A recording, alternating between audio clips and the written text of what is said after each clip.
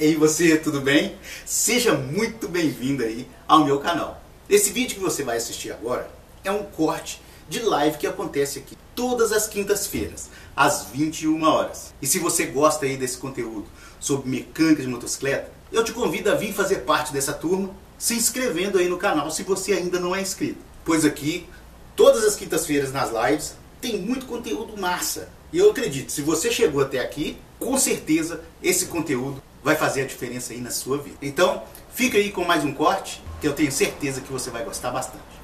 Bora pro vídeo? O Silvanei Carvalho. Boa noite, professor. Phaser 2007.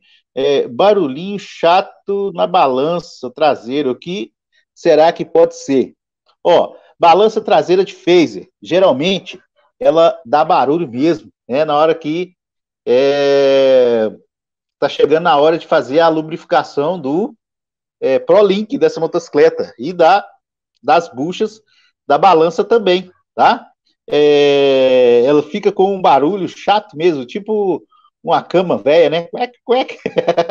Então, dá uma olhada na lubrificação do ProLink ali de baixo, tem um conjuntinho ali, ó, que segura o amortecedor, né? E a balança da motocicleta. Então, ela é unida por uma peça que chama ProLink, né? Então, dentro dessas peças tem os roletes.